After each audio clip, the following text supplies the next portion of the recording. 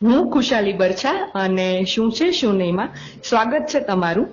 ઘણીવાર આપણે seize the moment કે બી ઇન ધ મોમેન્ટ સાંભળતા જ હોઈએ છીએ, પણ એ મોમેન્ટરી મોટિવેશન લાગે છે અને એને હેતુપૂર્વક ઇમ્પ્લિમેન્ટ કઈ રીતે કરવું એ જો જાણવું હોય તો આપણે હિતભાઈ દોશીને જ બોલાવીએ, જેઓ યોર રીડિંગ સર્કલના ફાઉન્ડર છે અને એમની લાઈફ સ્ટોરી ખરેખર ઇન્સ્પાયરિંગ છે. તો હિતભાઈ, વેલકમ ટુ અવર ચેનલ. કેમ છો? મજામાં મજામાં. ખૂબ ખૂબ આભાર મને અહીંયા બોલાવવા માટે.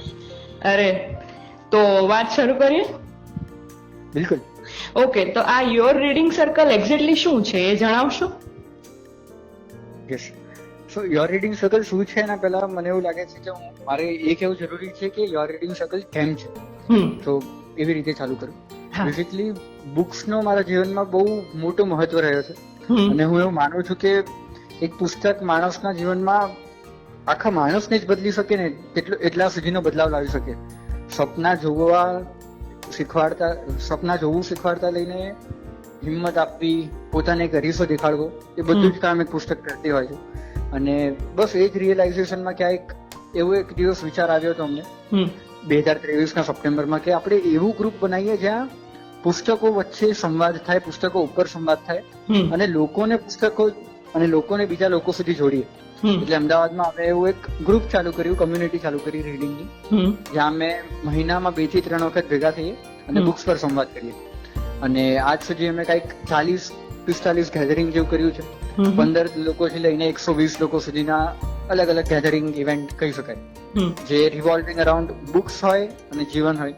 એટલે અલગ અલગ ટોપિક્સ જે આપણને કંઈક શીખવાડી દે અને એવા લોકોને બોલાવીએ છીએ, કદાચ ઓથર હોય કે જીવ્યા હોય, કંઈક સમજ્યા હોય, શીખ્યા હોય, એના પર સંવાદ. અને ઇન્ટરેસ્ટિંગ છે આખી વાત. તો આ ગ્રુપના મેમ્બર કઈ રીતે બની શકાય? મેમ્બર બનવું બહુ સિમ્પલ છે. અમારા ઇન્સ્ટાગ્રામના બાયોમાં જ અમે લિંક રાખી છે, યોર રીડિંગ સર્કલ ઇન્સ્ટાગ્રામનું બાયો છે. તેમાંથી જ વોટ્સઅપ ગ્રુપમાં જોડાઈ શકો. અને વોટ્સઅપ ગ્રુપમાં જ અમે કોન્સ્ટન્ટલી અપડેટ્સ આપતા હોઈએ છીએ, જ્યાં કોઈ બી નવું ગેધરિંગ થતું હોય, ઇવેન્ટ થતું હોય, એ બધું અમે એમાં કહીએ. ઓકે. અને મોસ્ટ ઇમ્પોર્ટન્ટલી તમારી લાઈફ સ્ટોરી વિશે શ્રોતાઓને કંઈક કહેશો? ચોક્કસ. તો લાઈફ સ્ટોરી વાળો વિષય એવો છે ને જેમાં કદાચ જેટલો સમય આપીએ એટલો ઓછો હોય. પણ અગર થોડાક સમયમાં અગર મારે કહેવું હોય તો હું એ મુમેન્ટથી ચાલુ કરવા માંગીશ જ્યાંથી હું માનું છું કે મેં સાચું જીવવાનું ચાલુ કર્યું.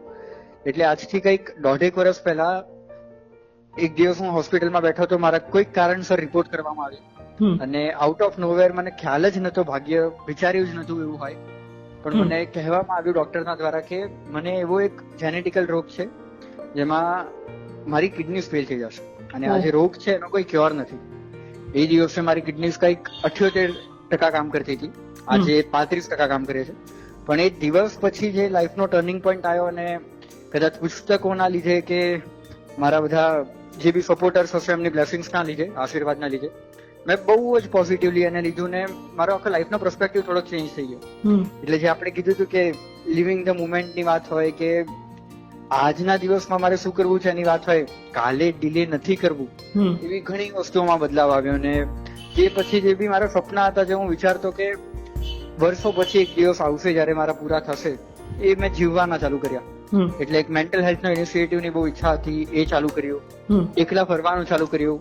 આ વાયરસી જે યોર રીડિંગ સર્કલ ગ્રુપ છે એમાં લાઇબ્રેરીઝનો એક વિચાર હતો, તો લાઇબ્રેરીઝ બનાવવાનું અમદાવાદમાં ચાલુ કર્યું. આજે અમે અમદાવાદમાં કંઈક 5 લાઇબ્રેરીઝ બનાવી છે અને હવે આગળ બીજી વસ્તુઓ પ્લાન કરીએ છીએ. અને મેઇન મોસ્ટ ઇમ્પોર્ટન્ટલી સૌથી મહત્વનું કે સાચું જીવવાનું ચાલુ કર્યું. કે હું એવું માનું છું કે એક કોટ છે રોબિન શર્માનો કે મોટા ભાગના લોકો છે ને 30ની ઉંમરે મરી જાય છે અને એમને 80-90ની ઉંમરે દફનાવવામાં આવે છે. એ વચલા જે જીવનનો પાર્ટ છે ને એમાં જીવતા નથી, ખાલી મુર્દા લાશ હોય ને એવું છે. થોડુંક રિયલાઇઝેશન એનું આવ્યું. ઇન્સ્પાયરિંગ છે. તો ઘણી વખત વેલકમ. અને ઘણી વખત એવું થતું હોય છે કે અમે જિંદગી જીવવાનું ભૂલી જતા હોઈએ છીએ, તો એના માટેનું કારણ કઈ રીતે શોધવું? મારા ખ્યાલથી માણસો જ્યાં સુધી પોતા જોડે એકાંતમાં બેસીને પોતાને નહીં સમજી શકે ત્યાં સુધી બહુ અઘરું છે. હજી હું પણ સમજવાનો જ પ્રયાસ કરું છું. પણ પોતા જોડે બેસવું, પોતાને શું ગમે છે, પોતાના શું સપના છે, એ બધા વિચારો પર થોડુંક વધારે મહત્વ આપવો. કેમ કે આપણે એટલા ભાગદોડમાં ખોવાઈ જઈએ છીએ ને કે જીવનના નાના પ્રશ્નો, નાની વાતોને ઘણીવાર ભૂલી જઈએ છીએ. અગર પોતા જોડે 15-20 મિનિટ બી રોજે બેસી શકીએ, પછી એ ધ્યાન કરવું હોઈ શકે, એ ખાલી એમને બેસીને પોતાને ઓબ્ઝર્વ કરવું હોઈ શકે, જે તે કરીએ. પણ એ વસ્તુ કદાચ આપણને ઘણા કારણો આપશે જે આમ ભાગદોડમાં આપણે નહીં જોઈતા હોઈએ. ઓકે, તો હવે તમે લાઈફને કયા પોઈન્ટ ઓફ વ્યૂ થી જુઓ છો?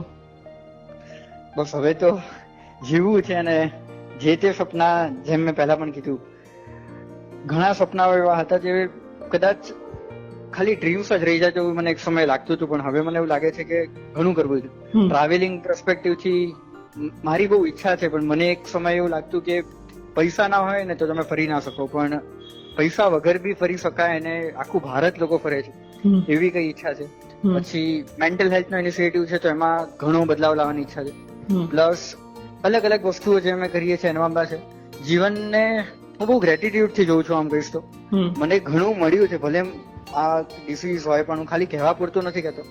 મારી એક આદત છે કે હું ગ્રેટિટ્યુડ જર્નલિંગ રોજે કરું, અને એની આદતના કારણે મને એટલું સમજાય છે કે જે મળ્યું છે ને જેટલું છે એ બહુ વધારે છે. તો હું બસ એક બ્લેસિંગ ના રીતે આને જોઉં છું, અને કંઈક સારું હું સમાજ માટે કરી શકું એનો પ્રયાસ કર્યો છે. રિયલી તમે હિંમતની મિસાલ છો. Congratulations. Thank you so much. અને હવે તમે તમારા અનોખા ગ્રુપ માટે નવું શું કરવા ઈચ્છો છો? નવામાં હવે એવું છે કે અમે થોડો વધારે ફોકસ લોકો સુધી પહોંચીએ, અને બુક્સ હજી અમે લાઇબ્રેરીઝ અમદાવાદમાં 5 બનાવી. જેમ કે હવે અમારો વિચાર છે કે અમદાવાદના અલગ અલગ શહેરમાં જઈને બનાવીએ, અને એવા ગામડામાં જઈએ જ્યાં પબ્લિક ટ્રાન્સપોર્ટ પણ ના હોય. અમે એક લાઇબ્રેરી એવા એક ગામડામાં, ભેરુંડા નામ છે ગામનું, ત્યાં બનાવી. હવે વિચાર છે કે આખા ગુજરાતના અલગ અલગ ગામડાઓમાં જઈએ, કેમ કે ગામમાંથી કદાચ એક વ્યક્તિ પણ વાંચતું થશે ને તો આખું ગામ ને ઓવરઓલ આખું દેશ વધારે આગળ વધવા લાગશે. એટલે લાઇબ્રેરીઝ પર ઘણો વધારે ફોકસ કરવાની ઈચ્છા છે. એટલે આ તમારી દ્રષ્ટિ છે ખૂબ વિશાળ છે. અને લાસ્ટમાં તમે કોઈ મેસેજ આપશો અમને બધાને, કારણ કે you are truly so inspiring, અને તમને સાંભળતા જ રહીએ એવું મને લાગે છે, પણ ટાઈમ લિમિટ છે, તો તમે કોઈ મેસેજ અમને આપશો? ચોક્કસથી. જેટલું મેં આ નાના જીવનમાં શીખ્યું છે કે એમાં મને 2 વસ્તુઓ બહુ વધારે જરૂરી લાગે છે. એક, અગર આપણે એટલું સમજી લઈએ કે આપણી જોડે આજે શું છે. આપણે છે ને બહુ વધારે ભાગતા હોઈએ છીએ કે મારે જે જોઈએ છે માટે, ત્યાં ઘણું ભૂલી જઈએ છીએ કે આજે મારી જોડે શું છે. પણ અગર હું ધ્યાનથી જોઉં ને પોતાને, તો મોટા ભાગની વસ્તુ જેના માટે હું ભાગું છું ને મારી ઈચ્છાઓ છે અને જરૂરિયાતો, જે સાચી જરૂરિયાતો છે ને, બધાની મોસ્ટલી પૂરી થાય જ છે. તો એના માટે દિવસમાં 5 મિનિટ કાઢીને અગર ગ્રેટિટ્યુડ પ્રેક્ટિસ કરીશું ને, ભાગીએ, નવી વસ્તુઓ, સપના જોઈએ, બધું જરૂરી છે, પણ એ ગ્રેટિટ્યુડ કદાચ આપણને નોર્મલી જ ખુશ રાખશે, આપણને સેટિસ્ફાઈડ રાખશે. અને બીજી વસ્તુ કે એ જે મોર્ટાલિટી વાળો ફેક્ટર છે ને, કે એક દિવસ આપણે બધા મરી જઈશું, જે સાંભળે છે ને જે બોલે છે અત્યારે કોઈ નહીં રહે, એ વસ્તુ બહુ આપણે ટાળી દઈએ છીએ. મરવાની વાત, મોતની વાત આપણે ક્યારેય કરતા જ નથી, કેમ કે ટેબુ જેવું લાગે આપણને કે આની વાત થોડી કરાય. પણ એને સમજીએ ને તો કદાચ એ મોત જ જીવતા વધારે શીખવાડે કે અગર મને ખબર છે ને એક દિવસ નહીં રહું, તો મારે જેટલું કરવું હશે, જેટલાને ખુશ કરવા હશે, પોતાને ખુશ કરવો હશે, હું બધું જ કરીશ. તો બસ આ 2 નાનકડા મેસેજ છે જે મારે આપવા હતા. Really positive. Thank you so much. અને ધેટ્સ ધ સ્પિરિટ, અને હેડ્સ ઓફ ટુ યુ. ખૂબ ખૂબ આભાર તમારો. અને જ્યારે પણ અમને સંઘર્ષ લાગશે કે ચેલેન્જિંગ મોમેન્ટ્સનો સામનો કરવાનો આવશે, ત્યારે અમે જરૂરથી તમને જ યાદ કરીશું. અને you have been an inspiration really to all of us. Thank you. ધન્યવાદ, ધન્યવાદ, ખૂબ ખૂબ આભાર. Thank you. તો હું ફરીથી નવી કોઈ વાત, નવા કોઈ વ્યક્તિ સાથે શું છે શું નહીંમાં હાજર થઈશ. ત્યાં સુધી આવજો.